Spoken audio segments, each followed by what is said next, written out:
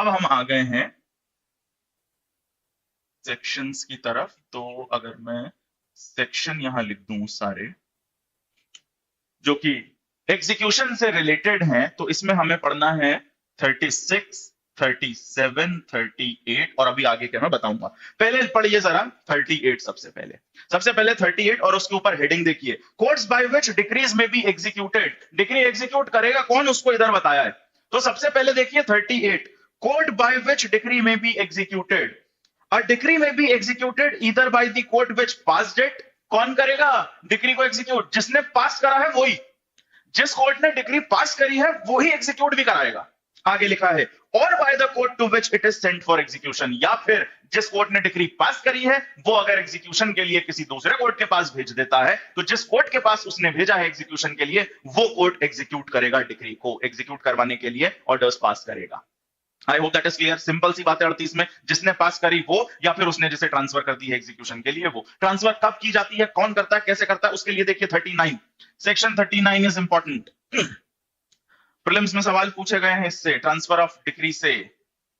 तो देखिए, the court which passed a decree may on the application of the decree holder send it for execution to another court of competent jurisdiction. किसी दूसरे court के पास भी भेज सकता है जिसके पास कॉम्पिटेंट ज्यूरिसडिक्शन हो डिक्री को एग्जीक्यूट करने का। और नॉर्मली ये होता है कि जिस कोर्ट ने डिक्री पास करी है उसी के बराबर ज्यूरिसडिक्शन होना चाहिए दूसरे का। टेरिटोरियल अलग होगा बट पावर वाइज जो सब्जेक्ट मैटर और पिक्यूनरी जो ज्यूरिसडिक्शन होना चाहिए वो सेम होना चाहिए, कॉम्पिटेंट होना चाहिए एग्जीक्यूट करने वाला कोर्ट भी। टेरिटोरियल अलग होगा। क्यों भेज रहे हैं दूसरे के पास, एक बात ये समझिए। सबसे पहले 38 ने कहा कि जिस कोर्ट ने डिक्री पास करी है वो एग्जीक्यूट करा देगा, लेकिन हम 39 में देख रहे हैं कि या फिर 38 में कहा है जिसको उसने भेज दी एग्जीक्यूशन के लिए वो कराएगा एग्जीक्यूट। क्यों भेजेगा, हो सकता है एग्जीक्यूशन ऐसा है जो उसके टेरिटरी में हो ही नहीं सकता। जैसे मान लीजिए मैं आपको 39 समराइज कर दे रहा हूं, आपको बस याद रखना है ट्रांसफर ऑफ डिक्री यहां दिया हुआ है, किन सर्कमस्टांसेस में ट्रांसफर होता है। 39 में लिखा है मान लीजिए डिक्री जिस व्यक्ति के अगेंस्ट एग्जीक्यूट होनी है वो इस कोर्ट के ज्यूरिसडिक्शन के बाहर रहता है।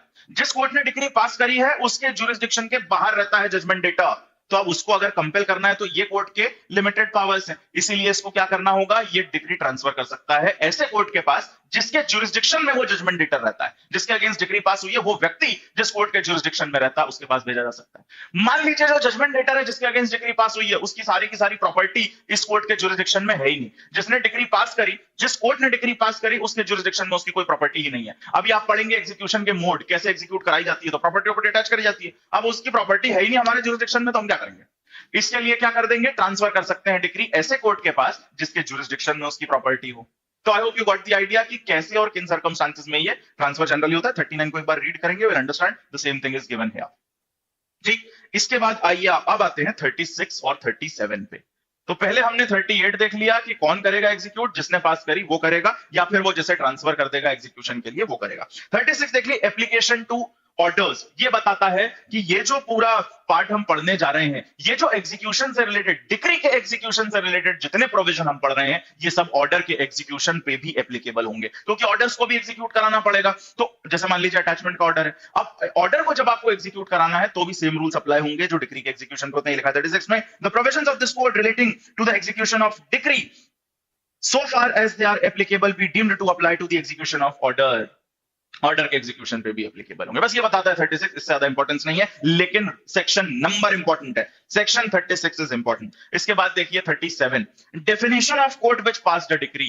इससे भी सवाल प्रीलिम्स में पूछे जाते हैं, क्योंकि 38 ने तो कह दिया कि एग्जीक्यूट किसको करना है, जिसने डिक्री पास करी। तो ये जो वर्ड यूज किया गया है court which passed the decree, इस टर्म का मतलब क्या होगा, तो कि जनरली तो यही होगा जिसने पास करी। अगर मान लीजिए ये जो 37 बताना चाह रहा है वो ये बताना चाह रहा है कि मान लीजिए डिक्री अगर अपील में पास हुई है, मान लीजिए डिक्री अपील में पास हुई है, ऐसे केस में कौन एग्जीक्यूट कराएगा, एपेलेट कोर्ट नहीं कराएगा। First instance, court of first instance जहां ट्रायल शुरू हुई थी वो एग्जीक्यूटिंग कोर्ट होगा। ये बात यहां लिखिए 37 देखिए जरा, the expression court which passed a decree or words to that effect shall in relation to the execution of decrees unless there is anything repugnant in the subject or context be deemed to include। A देखिए, where the decree to be executed has been passed in the exercise of appellate jurisdiction। ऐसे case में किसको माना जाएगा, decree किसने पास करी है, माना जाएगा the court of first instance. First instance मतलब जहां सूट इंस्टीट्यूट हुआ था उसको माना जाएगा court which passed the decree. भले वो अपील में हुई है, एपेलेट ज्यूरिसडिक्शन एक्सरसाइज करके किया, लेकिन माना क्या जाएगा कोर्ट ऑफ फर्स्ट इंस्टेंस। किस पर्पस के लिए, एग्जीक्यूशन के लिए, क्योंकि एग्जीक्यूशन तो उस कोर्ट ऑफ फर्स्ट इंस्टेंस कोई कराना है एपेलेट कोर्ट नहीं कराएगा, ये बात यहां लिखी हुई है। इसका जो बी आप देखेंगे तो बी में ये लिखा है कि मान लीजिए कोर्ट था, ट्रायल कोर्ट है, और उस कोर्ट के जुरिस्डिक्शन में वो पर्टिकुलर मैटर आ रहा था, उन्होंने डिसाइड करा। इसके बाद मान लीजिए वो कोर्ट वहां से हट जाता, उसकी जगह कोई दूसरा कोर्ट आ जाता है विद सेम कॉम्पिटेंट जुरिस्डिक्शन, या वो जो मैटर था वो किसी दूसरे कोर्ट के जुरिस्डिक्शन में अब आने लगा, पहले एक कोर्ट के जुरिस्डिक्शन में आता था, अब दूसरे के में आने लगा। तो डिक्री जब आ चुकी है, डिक्री जब पास हो चुकी है, एग्जीक्यूशन के लिए आपको किसके पास जाना है? अब जिस कोर्ट का ज्यूरिसडिक्शन है उस मैटर पे, आज अगर वो सूट इंस्टीट्यूट होता तो किस कोर्ट में होता? उस कोर्ट के पास एग्जीक्यूशन के लिए जाना है। एक डायग्राम से इस बात को समझ लीजिए। जैसे मान लीजिए there is court 1 and this is court 2, ठीक, ये दो अलग अलग कोर्ट हैं। अब मान लीजिए, जो मैं टेरिटोरियल से आपको समझा दे रहा हूं, it may not be in that context, but just to understand this concept कि बी क्या कह रहा है, उसको समझने के लिए बस इतना ध्यान रखिएगा। जैसे मान लीजिए जो डिस्प्यूटेड प्रॉपर्टी थी, जिससे रिलेटेड मैटर था, वो एग्जिस्ट करती थी इधर कहीं पे, इसीलिए इसके ज्यूरिसडिक्शन में आके सूट फाइल हो गया, इधर पे एग्जिस्ट कर रही थी, और सूट डिसाइड हो गया, डिक्री आ गई। डिक्री आने के बाद मान लीजिए एडमिनिस्ट्रेटिव चेंजेस हुए, और इस कोर्ट का, कोर्ट 2 का जो ज्यूरिसडिक्शन है, इसको कर दिया गया एक्सटेंड। जैसे इसको थोड़ा सा अलग तरीके से अपन बना लेते हैं, so that you will understand this. जैसे ये है कोर्ट 1 का ज्यूरिसडिक्शन, और ये था आपके कोर्ट 2 का ज्यूरिसडिक्शन। कोर्ट 2 का ज्यूरिसडिक्शन अब इधर तक आ गया है, कोर्ट 2 का ज्यूरिसडिक्शन अब इधर तक आ गया है। जब डिसाइड हो गया उसके बाद, तो अब एग्जीक्यूशन के लिए अगर जाना है तो किसके पास जाना है? जबकि डिसाइड तो इसने किया है, लेकिन अब उसकी जगह पे कौन सा कोर्ट है? कोर्ट 2 है। तो आज अगर ये सूट इंस्टीट्यूट होता तो किधर होता? इससे रिलेटेड कोर्ट 2 में। तो कोर्ट 2 के पास जाना है आपको एग्जीक्यूट कराने, भले ही डिसाइड इसने किया है, लेकिन जाना किसके पास है? कोर्ट 2 के पास। ये बात लिखी है, इसीलिए 37 ने ये सारी बातें बताई, क्योंकि 38 ने तो जनरली बता दिया था कि जिस कोर्ट ने डिसाइड करा है, डिक्री जिसने पास करी है, वो ही एग्जीक्यूट कराएगा। लेकिन 7 वो बता रहा है कि किन केसेस में वो चेंज हो सकता है और किसको माना जाएगा court which pass the decree. ये है इसका concept, and I hope that is clear. 39 तक अपन ने पढ़ लिया, इतना इंपॉर्टेंट है। इसके बाद सीधे आइए आप सेक्शन 46। बहुत ही लिमिटेड यहां पे चीजें मैं आपको मार्क करा रहा हूं और पढ़ा रहा हूं इस पर्टिकुलर पार्ट में, और जब ऑर्डर पे भी जाएंगे एग्जीक्यूशन के, क्योंकि है बहुत कुछ, मैं आपको फ्लो चार्ट पूरा समझा दूंगा, मैं स्टोरी बता दूंगा कि क्या है एग्जीक्यूशन की, बट प्रोविजन हम वही पढ़ेंगे और मार्क करेंगे जिनसे सीधे प्रीलिम्स में सवाल बनते हैं। तो 46 देखिए, इसके बाद सब सीधे जो सवाल पूछा जाता है सेक्शन का, वो पूछा जाता है आपका 46 से प्रीसेप्ट्स की बात करता है। होता क्या है प्रीसेप्ट? तो देखिए, एक तो हमने ये पढ़ा कि कोर्ट ने अगर डिक्री पास करी है और मान लीजिए उसको एग्जीक्यूशन के लिए कोई ऐसी प्रॉपर्टी अटैच करनी है जो दूसरे के ज्यूरिसडिक्शन में, अगर पूरा सब कुछ उधर ही है तो 39 का पावर एक्सरसाइज करके वो डिक्री भी ट्रांसफर कर सकता है, या अगर उसे लगता है कि नहीं यार डिक्री ट्रांसफर करने की जरूरत नहीं है, उधर से अटैचमेंट अपन करा सकते हैं, वो है एक्चुअली प्रीसेट, कि एक कोर्ट दूसरे कोर्ट को बोलता है उसके ज्यूरिसडिक्शन की प्रॉपर्टी अटैच करने के लिए। एक कोर्ट एक दूसरे कोर्ट से रिक्वेस्ट करता है कि भाई तुम्हारे ज्यूरिसडिक्शन में ये प्रॉपर्टी उसको अटैच कर लीजिए। That's basically preset. क्या ड्यूरेशन होती है, अटैचमेंट कितने दिन तक होता है, ये सवाल आता है। तो देखिए 46 जो लिखा हुआ है, upon the application of the decree holder, decree holder की एप्लीकेशन पे ये होगा, upon the application of the decree holder the court which pass the decree, जिसने डिक्री पास करी है, may whenever it thinks fit issue a precept to any other court which would be competent to execute such decree। किसी ऐसे दूसरे court को precept issue कर सकता है जो उसे एग्जीक्यूट करने का अधिकार रखता है। अभी ट्रांसफर नहीं कर रहे हैं, पहले प्रीसेप्ट से देख ले रहे हैं, अगर अटैचमेंट हो जाएगा तो well and good. Execute such decree, underline करिए, to attach any property belonging to the judgment debtor and specified in the precept. दूसरे कोर्ट को बोल सकता है कि आप जजमेंट डेटर की जो प्रॉपर्टी है वो अटैच कर लीजिए। बेसिकली अटैचमेंट का ऑर्डर होता है प्रीसेप्ट। इसके बाद इसका subsection 2 देखिए, the court to which a precept is sent shall proceed to attach the property in the manner prescribed in regard to the attachment of property in execution। जैसे execution of decree में process दिया, उस process को adopt करके वो दूसरा court attach करेगा। Proviso बहुत इंपॉर्टेंट है, this is very important. Provided that no attachment under a precept shall continue for more than 2 months, इसको अंडरलाइन कर लीजिए। It shall not continue for more than 2 months, 2 महीने बस। अगर 2 महीने से ज्यादा बढ़ाना है तो फिर ऐसा करो, ट्रांसफर कर दो आप, फिर आप डिक्री ही ट्रांसफर कर दीजिए फॉर एग्जीक्यूशन, फिर वो कितने भी लंबे समय तक कर सकता है। इसीलिए आगे लिखा है, unless the period of attachment is extended by an order of the court which pass the decree, या तो जिसने डिक्री पास करी है वो एक्सटेंड कर सकता है इस प्रीसेप्ट की ड्यूरेशन को, या फिर or unless before the determination of such attachment the decree has been transferred to the court by which the attachment has been made. या फिर दो तरीके हैं, जिसने डिक्री पास करे या तो वो एक्सटेंड कर सकता है प्रीसेप्ट की ड्यूरेशन को, या फिर वो क्या कर सकता है, उस डिक्री को ही दूसरे कोर्ट को दे सकता है जिसके जुरिस्डिक्शन में जजमेंट डेटर की प्रॉपर्टी है, वहां ट्रांसफर कर सकता है, भैया तुम ही एग्जीक्यूट करा देना, तो हम इतने लफड़े में नहीं पड़ पाएंगे। That's what it is. So, दो सवाल इंपॉर्टेंट है, सेक्शन नंबर याद करना है प्रीसेप्ट के लिए 46। होता क्या है प्रीसेप्ट, अटैचमेंट ऑफ प्रॉपर्टी का ऑर्डर टू अनदर कोर्ट, कितने दिन वैलिड रहता है, 2 महीने, और कब उसको एक्सटेंड कराया जा सकता है, ये सारी बातें इससे इंपॉर्टेंट है और बहुत ही ज्यादा इंपॉर्टेंट सेक्शन है। और जैसा मैंने आपको बार बार बताया कि ये जो पर्टिकुलर पोर्शन है जजमेंट डिक्री और उसका एग्जीक्यूशन, ये सबसे ज्यादा इंपॉर्टेंट पोर्शन है सीपीसी का। प्रीलिम्स के लिए भी, मेंस में भी बहुत सवाल बनते हैं। इसके बाद नेक्स्ट पार्ट देखिए 46 के बाद जो सब हेडिंग लिखी है, that is important, questions to be determined by court executing decree. अब आपने देख लिया कि कौन सा कोर्ट डिक्री एग्जीक्यूट कर सकता है, जो कोर्ट डिक्री एग्जीक्यूट कर रहा है वो कौन कौन से सवाल का जवाब देगा, वो क्या क्या क्वेश्चन डिटरमाइन करेगा, दैट इज ऑल्सो इंपॉर्टेंट। ये दिया है 47 में। पहले तो आप सेक्शन नंबर ही याद कर लीजिए, दिस इज इंपॉर्टेंट, कि जो एग्जीक्यूटिंग कोर्ट है उसको कौन कौन से क्वेश्चन डिटरमाइन करने का अधिकार है, that is important. Section number और किस किस चीज से रिलेटेड क्वेश्चन डिटरमाइन करता है, 3 चीजें ध्यान रखनी है आपको, एग्जीक्यूशन, डिस्चार्ज और सेटिस्फैक्शन। ये याद कर लीजिए, एग्जीक्यूशन, डिस्चार्ज और सेटिस्फैक्शन, डिक्री का एग्जीक्यूशन, डिस्चार्ज या सेटिस्फैक्शन से रिलेटेड जितने सवाल हैं वो डिसाइड करेगा कोर्ट। देखिए इसमें लिखा हुआ है, all questions arising between the parties to the suit in which the decree was passed or their representatives and relating to the, underline कर लीजिए, relating to the execution, discharge or satisfaction of the decree shall be determined by the court executing the decree and not by a separate suit। ये किसी separate suit के through determine नहीं होंगे। इन तीनों execution, discharge और satisfaction से related जितने भी क्वेश्चन होंगे, डिक्री का सेटिस्फैक्शन, डिक्री का डिस्चार्ज, डिक्री का एग्जीक्यूशन, उससे रिलेटेड जितने सवाल हैं एग्जीक्यूटिंग कोर्ट डिटरमाइन करेगा। एक और क्वेश्चन जो इधर से बनता है वो बनता है इसके सबसेक्शन 3 से, that is very very important, कि लीगल रिप्रेजेंटेटिव कौन है, एक पार्टी का लीगल रिप्रेजेंटेटिव कौन है, या ये पर्सन उस पार्टी का लीगल रिप्रेजेंटेटिव है या नहीं, ये भी एग्जीक्यूटिंग कोर्ट डिटरमाइन कर सकता है। देखिए सबसेक्शन 3 में लिखा है, where a question arises as to whether any person is or is not the representative of a party, such question shall for the purposes of this section be determined by the court। Executing court determine कर सकता है कि ये व्यक्ति party का representative है या नहीं। ठीक, अब देखिए ये होता क्यों है, जरा थोड़ा सा लीगल रिप्रेजेंटेटिव की कहानी समझ लीजिए, क्योंकि आगे वो आने वाला है। हमने कहा लीगल रिप्रेजेंटेटिव कौन होगा कौन नहीं होगा ये कोर्ट डिसाइड करेगा।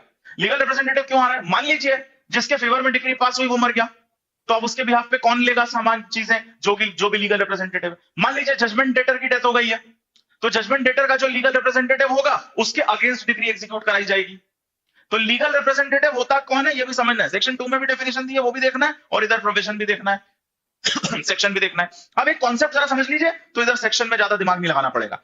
जब हम कह रहे हैं कि एक डिक्री हम एग्जीक्यूट कर लेंगे लीगल रिप्रेजेंटेटिव के अगेंस्ट भी, उस गरीब ने कोई कुछ नहीं किया था, मान लीजिए मेरे और एक व्यक्ति के बीच में कॉन्ट्रैक्ट हुआ, उस व्यक्ति ने कॉन्ट्रैक्ट का ब्रीच किया, मैंने उसके अगेंस्ट सूट फाइल किया और वो तो निपट गया। अब उसके निपटने के बाद डिक्री तो मेरे फेवर में है, मुझे एग्जीक्यूट करानी है वो डिक्री, लेकिन वो व्यक्ति एग्जिस्ट नहीं करता, तो उसके लीगल रिप्रेजेंटेटिव के अगेंस्ट में एग्जीक्यूट करा लूंगा। लेकिन एक कॉमन सेंस से इस बात को समझिए कि वो लीगल रिप्रेजेंटेटिव किस हद तक लायबल होगा उस डिक्री के लिए, जितना उसने उस पार्टी से एक्वायर किया है। बीइंग द लीगल रिप्रेजेंटेटिव, जितनी प्रॉपर्टी जितना पैसा उसने उस डिसीज्ड पर्सन से एक्वायर किया है सक्सेशन में या किसी और तरीके से, बीइंग द लीगल रिप्रेजेंटेटिव, उतने के लिए ही वो लायबल होगा। वो अपनी पर्सनल कमाई से डिक्री एग्जीक्यूट करता नहीं बैठेगा डिसीज्ड पर्सन की, इस बात को समझना। वो किससे डिक्री एग्जीक्यूट करेगा या किस हद तक उसके अगेंस्ट एग्जीक्यूट हो सकती है, जितना उसने एक्वायर किया है डिसीज्ड की प्रॉपर्टी से। क्योंकि अगर आप एक्वायर कर रहे हैं डिसीज्ड की प्रॉपर्टी से, एसेट आपने ले लिया, तो बेटा लायबिलिटी भी लेनी पड़ेगी, and decree can be considered as a liability. वो लायबिलिटी ही तो है कि उसमें देना है आपको। तो अगर आपने एक्वायर करी है डिसीज व्यक्ति की प्रॉपर्टी, तो आपको डिक्री सेटिस्फाई भी करना पड़ेगा। ठीक, तो ये कॉन्सेप्ट अगर आपके समझ में आ गया तो आगे 1-2 सेक्शन है उनको मार्क कर लीजिए। 50 देखिए, legal representative. 50 is very important, इससे प्रीलिम्स में क्वेश्चन आए हैं। इसके बाद सीधे देखना है अपने को 47 के बाद 50, legal representative. Where a judgment debtor dies before the decree has been fully satisfied, decree fully satisfy नहीं हुई है, जजमेंट डेटर मर जाता है। The holder of the decree may apply to the court which passed it to execute the same against the legal representatives of the deceased। तो decree holder किसके against execute कराने की एप्लीकेशन दे सकता है, legal representative के against they सकता है। ये बात 50 में लिखी है। अब इसका सबसेक्शन 2 देखिए, where the decree is executed against such legal representative he shall be liable, क्या लिखा है, he shall be liable only to the extent of the property of the deceased which has come to his hands and has not been duly disposed of. जो property deceased व्यक्ति से इसने gain करी है, जो इसको मिली है, और उसका कोई वो डिस्पोज ऑफ अभी नहीं हुई है, किसी और लाइबिलिटी के लिए डिसीज्ड व्यक्ति की बची हुई जो प्रॉपर्टी है उससे ही डिक्री सेटिस्फाई कराई जाएगी, ये अपनी पर्सनल प्रॉपर्टी से डिक्री सेटिस्फाई नहीं कराएगा। आई hope that is clear. So that is section 50। इसके बाद आ जाइए प्रोसीजर एंड एग्जीक्यूशन। 51 बहुत ही इंपॉर्टेंट है, powers of court to enforce execution. देखिए एक बात ध्यान रखना, हम क्या पढ़ रहे हैं अभी, सेक्शन पढ़ रहे हैं। सेक्शन क्या बताता है, मैंने आपको सीपीसी की पहली क्लास में ये बात समझा दी थी। सेक्शन क्या बताता है कि क्या करना है, करना क्या है ये सेक्शन बताएगा, कैसे करना है ये ऑर्डर बताएगा। तो डिक्री एग्जीक्यूट करने के लिए क्या करना है ये सेक्शन बता रहा है, उसको कैसे किया जाएगा वो ऑर्डर में डिटेल में देखेंगे। तो इधर देखिए 51 powers of court to enforce execution, कैसे एग्जीक्यूशन को एनफोर्स कर सकता है कोर्ट, क्या पावर है कोर्ट के पास। इसमें लिखा है subject to such conditions and limitations as may be prescribed the court may on the application of the decree holder order execution of the decree. Decree holder की एप्लीकेशन पे execution order कर सकता है। क्या क्या कर सकता है उस ऑर्डर में, देखिए ए अंडरलाइन कर लीजिए, by delivery of any property specifically decreed. कोई स्पेसिफिक प्रॉपर्टी है तो उसकी डिलीवरी करा सकता है, जनरली मूवेबल प्रॉपर्टी तो उसकी डिलीवरी कराई जा सकती है। बी देखिए बाय अटैचमेंट एंड सेल और by the sale without attachment of any property. कोई दूसरी प्रॉपर्टी अटैच और सेल करके डिक्री सेटिस्फाई कराई जा सकती है। पैसे वैसे की डिक्री है तो कोई भी दूसरी प्रॉपर्टी अटैच करके सेल करके सेटिस्फाई कराई जा सकती है। सी देखिए by arrest and detention in prison for such period not exceeding the period specified in section 58 where arrest and detention is permissible under that section। arrest और detention से भी डिक्री सेटिस्फाई करा सकते हैं। अभी हम क्या पढ़ रहे हैं, क्या क्या कराया जा सकता है एग्जीक्यूशन ऑफ डिक्री के लिए, कैसे कराया जाएगा इसकी डिटेल आगे मिलेगी ऑर्डर में। तो देखिए अटैचमेंट एंड सेल हो सकता है, अरेस्ट एंड डिटेंशन हो सकता है, और last D by appointing a receiver. Receiver appoint कर सकते हैं, कोई प्रॉपर्टी उसकी देख रेख उससे लेन देन करने के लिए। मैं आपको पहले बता चुका हूं रिसीवर का रोल इन ब्रीफ। इसके बाद in such other manner as the nature of the relief granted may require, कोई किसी दूसरे मैनर में भी करा, जो रिलीफ दिया है उससे रिलेटेड कैसे एग्जीक्यूट होना चाहिए कोर्ट डिसाइड कर सकता है। ये जनरल चीजें लिखी हैं कि इन तरीकों से कराया जा सकता है। ये बहुत इंपॉर्टेंट क्वेश्चन है प्रीलिम्स का, तो ध्यान रखिएगा। सबसे पहले डिलीवरी ऑफ प्रॉपर्टी है, उसके बाद अटैचमेंट एंड सेल है, फिर है arrest and detention of the person, judgement debtor का अरेस्ट डिटेंशन कराया जा सकता है, या फिर रिसीवर अपॉइंट करके, या फिर किसी और तरीके से, जो भी सूटेबल हो उस पर्टिकुलर रिलीफ को दिलाने में, उस तरीके से किया जा सकता है। अब इसके बाद आगे जो प्रोवाइजो बताता है कि कब अरेस्ट और डिटेंशन नहीं करना है, किन केसेस में सिक्योरिटी भरवा के भी काम चल सकता है, वो एक बार रीड करिएगा, यू विल अंडरस्टैंड, बहुत ज्यादा इंपॉर्टेंट नहीं है।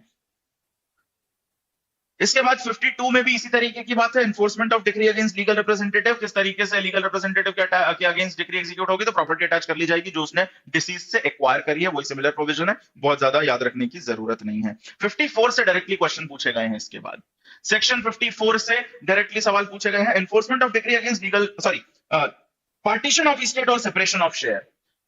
जब भी डिक्री के एग्जीक्यूशन के लिए सेपरेशन होना है प्रॉपर्टी का या पार्टीशन होना है, और वो प्रॉपर्टी अगर ऐसी है जिससे स्टेट गवर्नमेंट को रेवेन्यू पे होता है, अगर उस प्रॉपर्टी से स्टेट गवर्नमेंट को रेवेन्यू पे होता है तो ये पार्टीशन कराएगा कौन, ये सवाल आता है प्रीलिम्स में, and the answer is collector. आप लास्ट की थर्ड लाइन देखेंगे तो वहां कलेक्टर मेंशन है, या फिर कलेक्टर के बिहाफ पे कोई सबऑर्डिनेट। तो बस ये ध्यान रखिएगा, सेक्शन 54 में दिया है उन प्रॉपर्टीज के बारे में which pays revenue to the government, और उनका अगर पार्टीशन कराया जाना है, सेपरेशन होना है, तो वो कौन कराएगा, कलेक्टर कराएगा। That is an important question. इसके बाद अगली सब हेडिंग देखिए, अरेस्ट एंड डिटेंशन। अब हमने देखा कि डिक्री एग्जीक्यूट कैसे कैसे कराई जा सकती है, तो इन सारे तरीकों से डिक्री एग्जीक्यूट कराई जा सकती है, उसमें अरेस्ट एंड डिटेंशन भी आता है। अरेस्ट एंड डिटेंशन से रिलेटेड थोड़ी डिटेल्ड बातें यहां लिखी हुई है। 55 नंबर याद रखिएगा, बस सेक्शन का नंबर बस याद रखिएगा कि सेक्शन 55 में दिया है arrest and detention. Arrest and detention कहां कराया जाता है, सिविल प्रिजन में कराया जाता है। इसको भी मार्क कर लीजिए, थर्ड लाइन में लिखा है civil prison of the district. District की जो सिविल प्रिजन होती है उसमें रखा जाता है एग्जीक्यूशन के लिए जब अरेस्ट कराया जाता है। बाकी सेक्शन नंबर इंपॉर्टेंट है कि एग्जीक्यूशन ऑफ डिक्री में अरेस्ट एंड डिटेंशन किस सेक्शन में दिया है, 55 ध्यान रखिएगा। इसके बाद आ जाइए 56, this is very very important. 56 बहुत सारे स्टेट के एग्जाम्स में पूछा गया है। Section 56 is very important. Prohibition of arrest or detention of women and execution of decree for money. Money decree के एग्जीक्यूशन में किसी वुमेन का अरेस्ट या डिटेंशन नहीं किया जाएगा। अगर मनी डिक्री है तो उसके एग्जीक्यूशन के लिए किसी वुमेन का अरेस्ट या डिटेंशन नहीं किया जाएगा। ये बात लिखी है 56 में, and that is very very important. इसके बाद 57 बात करता है सब्सिस्टेंस अलाउंस की, ये भी पूछा गया सवाल है प्रीलिम्स में। Section 56 is sorry 57 is also important, ये भी पूछा गया सब्सिस्टेंस अलाउंस होता क्या है ब्रीफ में समझ लीजिए। स्टेट गवर्नमेंट बनाएगी सब्सिस्टेंस अलाउंस। देखिए जजमेंट डेटर के अगेंस्ट डिग्री पास हुई, अब आप उसको एग्जीक्यूट करा रहे हैं, हो सकता है डिग्री एग्जीक्यूट कराने में उस गरीब का सब कुछ चला जाए, जजमेंट डेटर के पास कुछ ना बचे, तो डिग्री होल्डर जो है जिसने डिग्री ली है उसकी रिस्पॉन्सिबिलिटी है उसके पालन पोषण के लिए थोड़ा पैसा देने की। जिसने डिग्री एग्जीक्यूट कराई है, जो डिग्री होल्डर है, उसकी रिस्पॉन्सिबिलिटी है कि जजमेंट डेटर को सब्सिस्टेंस अलाउंस दे, जीविका के लिए कुछ दे, तो वो दिलवाएगा, वो कोर्ट डिटरमाइन कर सकता है। ये दिया हुआ है सब्सिस्टेंस अलाउंस 57 में, ये बहुत इंपॉर्टेंट सवाल है, सेक्शन नंबर इंपॉर्टेंट है। इसके बाद 58 पे आइए, detention and release, very important. Section number उतना इंपॉर्टेंट नहीं है जितनी इसके अंदर की डिटेल है, बट सेक्शन भी आपको याद रखना है। 58 में दिया है, अगर किसी व्यक्ति का डिटेंशन किया गया है for the execution of decree, तो कितने दिन तक मैक्सिमम वो डिटेंशन कंटिन्यू होगा। अगर पैसे की डिक्री है तो ये बात ध्यान रखिएगा, ये स्केल बहुत इंपॉर्टेंट है। आपको वो पूरी बात पढ़ने की जरूरत नहीं है जो 58 में लिखी है, मैं आपको ब्रीफ में समराइज कर देता हूं उस पूरी कहानी को जो वहां लिखा हुआ है। अगर डिक्री है अप टू 2000 रुपीज, डिक्री कितने की है इसको जरा इधर डिटेल में समझ लीजिए। अगर डिक्री है अप टू 2000 रुपीज, 2000 तक की अगर डिक्री है तो नो इम्प्रिजनमेंट। 2000 तक की डिक्री एग्जीक्यूट कराने के लिए नो इम्प्रिजनमेंट, नहीं भेजा जाएगा सिविल पर, कोई डिटेंशन नहीं होगा व्यक्ति का अप टू 2000 रुपीज, ठीक। लेकिन अगर मान लीजिए डिक्री 2000 से 5000 के बीच है, दिस इज वेरी इंपॉर्टेंट, 2000 से 5000 रुपए तक की डिक्री है, इन दैट केस जो मैक्सिमम ड्यूरेशन है प्रिजन की वो होगी अप टू 6 वीक्स। मैक्सिमम कितने दिन? अप टू 6 वीक्स, ये ध्यान रखिएगा, मंथ्स नहीं है इधर, अप टू 6 वीक्स है, दिस इज वेरी इंपॉर्टेंट। और अगर 5000 से ऊपर की डिक्री है, अबव 5000 अगर डिक्री है, उसको एग्जीक्यूट कराने के लिए अप टू 3 मंथ्स, इसके लिए क्या है 3 मंथ्स है।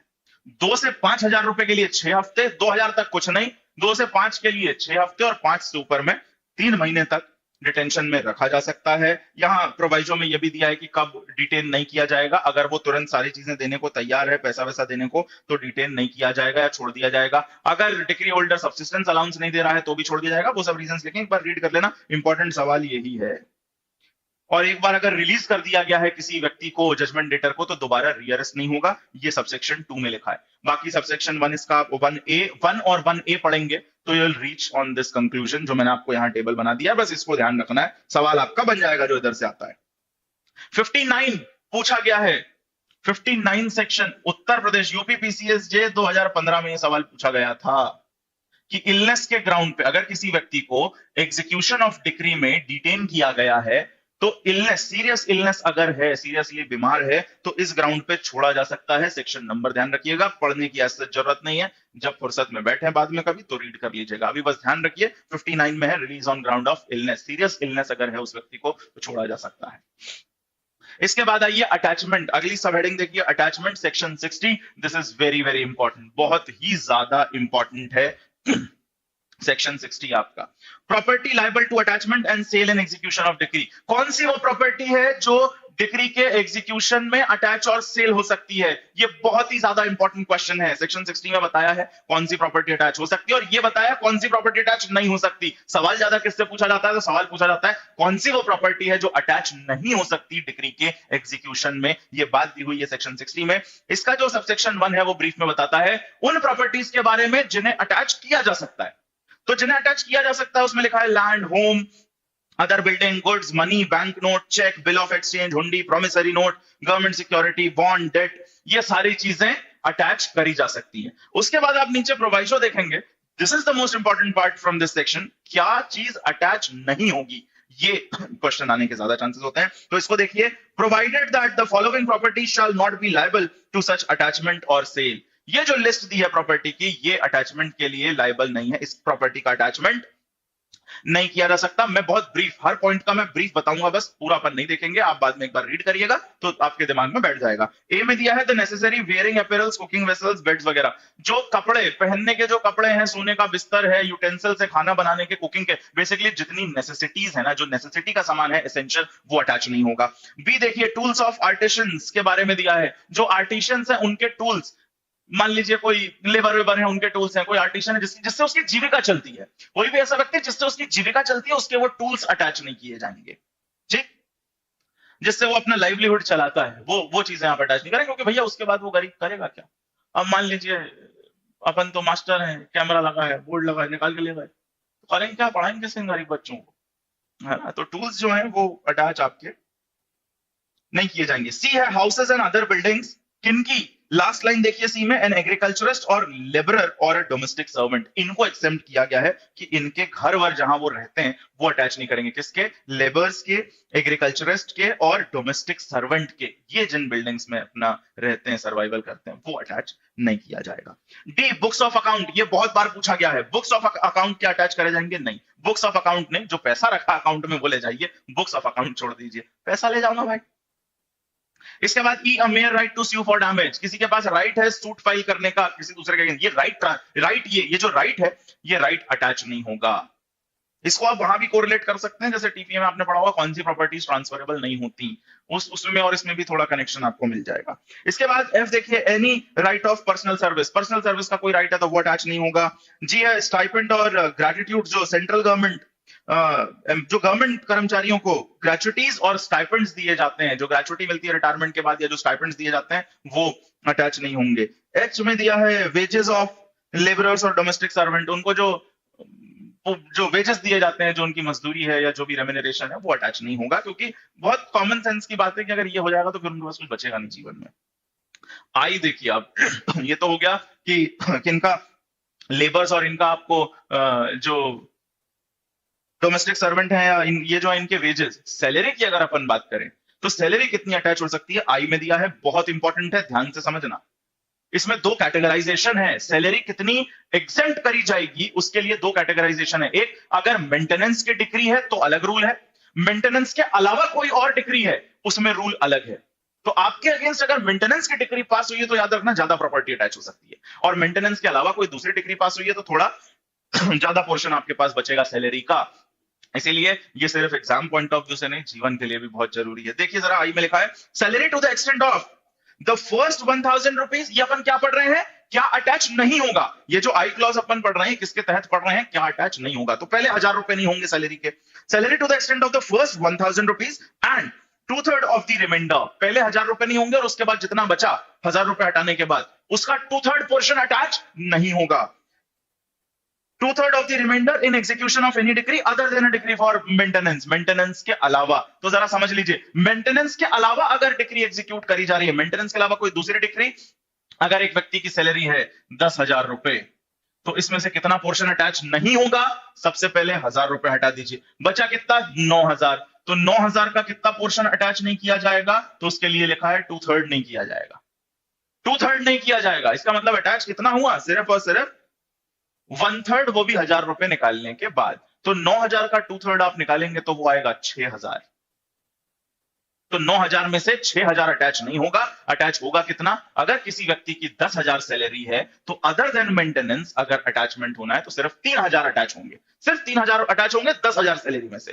कब, जब डिग्री मेंटेनेंस के अलावा कोई और डिग्री है। लेकिन जहां मेंटेनेंस की डिग्री आएगी यहां ये कार्यक्रम चेंज हो जाएगा। इसीलिए 1A में, सॉरी, ये जो आई है इसको देखिए, 1/3 of the salary in execution of any degree for maintenance. Maintenance में एग्जेंट अपन क्या पढ़ रहे हैं, ये ध्यान रखिएगा, हम पढ़ रहे हैं कौन सा पोर्शन अटैच नहीं होगा। तो अगर मेंटेनेंस की डिग्री है तो आपकी जो भी टोटल सैलरी है उसका सिर्फ 1/3 अटैच नहीं होगा, बाकी पूरा हो जाएगा। तो अगर आपकी सैलरी 10,000 रुपए है और मेंटेनेंस की डिग्री है तो 1/3 अटैच नहीं होगा, 3,333 रुपए अटैच नहीं होंगे, बाकी सब अटैच हो जाएगा, बाकी सब अटैच हो जाएगा। सिर्फ 1/3, 10,000 में से 1/3 अटैच नहीं होगा, बाकी पूरा जो 2/3 पोर्शन है आपकी सैलरी का वो अटैच हो सकता है for the purpose of maintenance. 3,333, that's correct. 3,000, कृति ने कैलकुलेट भी करके बता दिया, देखिए 3,333 रुपए बचेंगे अगर मेंटेनेंस की डिग्री है तो। अब भारत में जो ये एक शादी का कार्यक्रम आप देखते हैं, अभी मेरे ख्याल से शादी, शायद वेडिंग्स वापस चालू हो गई हैं। इन वेडिंग्स में अपन देखते हैं बड़ा ही भयानक समारोह होता है भारत में शादी। तो मैं देखता हूँ बहुत सारे जो दूल्हे होते हैं, बेहतरीन आलीशान सी बारात निकल रही है, बग्गी है, और वो भाई बेहतरीन शेरवानी पहन के तलवार अलवार लेके बैठा है, ऐसे पता नहीं कितनी सल्तनतें चल रही हैं इनकी, सुबह जाना है इनको राजा बन के वहां। इस तरीके से तैयार होते हैं लड़के एकदम, है ना। उस गरीब की बग्गी पे चढ़ के मेरा मन होता है कि उसे ये सब प्रोविजन पढ़ा दूं जरा लॉ के, थोड़ा बहुत ये और थोड़ा बहुत डोमेस्टिक वायलेंस। कसम से उतर के नीचे आ जाएगा कि कसर नहीं करनी, रहने दो, ऐसा ही ठीक है अपन। उसको कोई उस बग्गी पे चढ़ के अगर ये सब बता देना कि बेटा अगर मेंटेनेंस हो, अगर मान लो खुदा ना खास्ता ये शादी नहीं चली और अगर सामने वाली पार्टी ने मेंटेनेंस लेना चालू करा ना, तो जितना कमा रहे हो ना, सल्तनतें तो वैसे ही नहीं है तुम्हारी जो तुम राजा बने यहाँ बैठे हो, जो थोड़ा बहुत कमा रहा है उसका भी 2/3 तो वो ले जाएगी, 1/3 बचेगा तुम्हारे पास, तुरंत भाग भाग जाएगा बग्गी से उतर के वो। सच बता रहा हूँ। ये प्रोविजन पढ़ाए जाने चाहिए ऐसे सारे। जो वो प्री वेडिंग फोटो शूट होता है उसकी बजाय मुझे लगता है प्री वेडिंग क्लासेस होनी चाहिए ऐसे दूल्हों की। उन्हें थोड़ा सा कानून पढ़ाया जाना चाहिए, फिर उनसे पूछा जाना चाहिए कि आप बताओ जरा क्या क्या समारोह तुम चाहते हो इस शादी में, है ना। तो ये ध्यान रखिएगा कि मेंटेनेंस की जो, हाँ नोटों की माला पहन के बैठे हैं भाई साहब, गजब ही है मतलब। उसकी वजह प्री वेडिंग लॉ क्लासेस होनी चाहिए, अब मुझे ऐसा लगता है। इसका भी कोर्स लॉन्च करेंगे अपन, मैं सोच रहा हूँ इसका भी एक कोर्स बना के लॉन्च कर दिया जाए जिसमें डाउरी प्रोहिबिशन, डोमेस्टिक वायलेंस और ये सब पढ़ा दिया जाए एक साथ, है ना। सो ध्यान रखिएगा ये बहुत ही ज्यादा इंपॉर्टेंट क्वेश्चन है, मेंटेनेंस की डिग्री से रिलेटेड कितना पोर्शन छोड़ा जाएगा और कितना अटैच हो सकता है, that is really very important. इसके बाद जे में सिंपल सी बात है, एयरफोर्स, आर्म्स एक्ट और नेवी एक्ट के तहत जो लोग आते हैं उन पे ये एप्लीकेबल नहीं है। के में प्रोविडेंट फंड की बात है, जो प्रोविडेंट फंड का पैसा है वो अटैचेबल नहीं है।